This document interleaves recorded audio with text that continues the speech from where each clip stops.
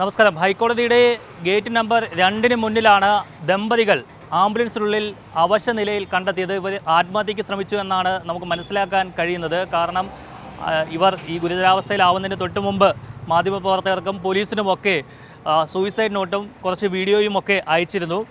ദൃശ്യങ്ങളിൽ കാണുന്ന ഈ ഗേറ്റിന് മുമ്പിലാണ് ഇത്തരത്തിൽ ഈ ആംബുലൻസ് നിർത്തിയിട്ടതിന് ശേഷം ഈ ദമ്പതികൾ ആത്മഹത്യയ്ക്ക് ശ്രമിച്ചത്.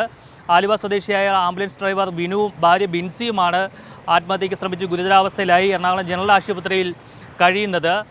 രാവിലെ ഈ ഒരു മെസ്സേജ് എനിക്ക് ലഭിച്ചിരുന്നു.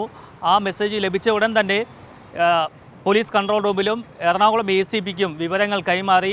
തുടർന്ന് വയർലെസ് വഴിയിട്ട് ഇത്തരത്തിൽ ആംബുലൻസിനുള്ളിൽ ഈ ദമ്പതികൾ ആത്മഹത്യ ചെയ്യുമെന്നുള്ളൊരു മെസ്സേജ് ലഭിച്ചു. അതുകൊണ്ട് അത് കണ്ടെത്തണം എന്നുള്ളൊരു മെസ്സേജ് പാസ് ചെയ്തു. അങ്ങനെ സിറ്റി ഒട്ടാകെ അന്വേഷണം നടത്തുകയായിരുന്നു. അതിനിടയിലാണ് 7 മണിയോടുകൂടി ഈ ഗേറ്റിന് മുന്നിൽ നിർത്തിയിട്ട ആംബുലൻസ് കാണുന്നതും പോലീസ് പരിശോധിക്കുന്നതും. ആദ്യം പോലീസും ഞാനും അടക്കം ഇവിടെ എല്ലാം തിരയുന്നതിനിടയിൽ ഈ ആംബുലൻസ് ഇവിടെ കിടക്കുന്ന കണ്ടു. പക്ഷേ ആംബുലൻസിൽ കേരള പോലീസ് എന്നും ഫയർ ആൻഡ് റെസ്ക്യൂ എന്നുമൊക്കെ എഴുതിയിരിക്കുന്നത് കൊണ്ട് ഗവൺമെൻറ് വാഹനമാണ് എന്ന് കരുതിയിട്ട് കടന്നു പോവുകയായിരുന്നു. പക്ഷേ എന്നിട്ടും കൺട്രോൾ റൂം വെഹിക്കിളിലുണ്ടായിരുന്ന പ്രേംകുമാർ എന്ന പോലീസ് ഉദ്യോഗസ്ഥൻ ഒരു സംശയം കൊണ്ട് വീണ്ടും വന്ന് പരിശോധിച്ചപ്പോഴാണ് ഈ വാഹനത്തിൻ്റെ പുറകിൽ നിലത്ത് ഈ 2 പേരും അവശ നിലയിൽ കിടക്കുന്നത് കണ്ടത്. ഉടൻ തന്നെ ഇവരെ പോലീസ് വാഹനത്തിൽ തന്നെ നേരെ എറണാകുളം ജനറൽ ആശുപത്രിയിലേക്ക് പ്രവേശിപ്പിക്കുകയായിരുന്നു. നമുക്ക് മനസ്സിലാക്കാൻ കഴിയുന്നത് ഈ ബിനുവിനെതിരെ മുൻ ജീവിത പങ്കാളി ഒരു പീഡന പരാതി നൽകിയിരുന്നു.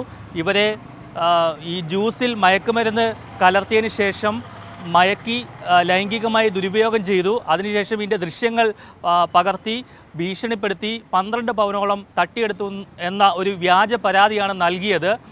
ഇതിനെ തുടർന്ന് കേസായി അറസ്റ്റിലേക്ക് പോകുന്നതിന് തൊട്ട് മുമ്പ് ഹൈക്കോടതി ജാമ്യം ലഭിച്ചു. പിന്നീട് ഈ കേസ് സെറ്റിൽ ചെയ്യുവാനായി 15 പവനോളം വേണമെന്ന് ഈ പരാതിക്കാരി, അതായത് മുൻ ജീവിത പങ്കാളി ആവശ്യപ്പെട്ടു.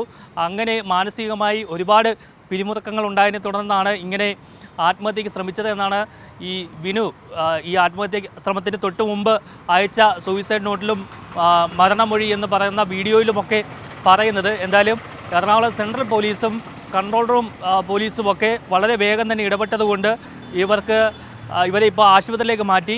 നിലവിൽ അവരുടെ ആരോഗ്യനില അല്പം ഗുരുതരമാണ്. കൂടുതൽ വിദഗ്ധ ചികിത്സയ്ക്കായി എറണാകുളം കളമശ്ശേരി മെഡിക്കൽ കോളേജ് ആശുപത്രിയിലേക്ക് മാറ്റുമെന്ന് അറിയിച്ചിട്ടുണ്ട്.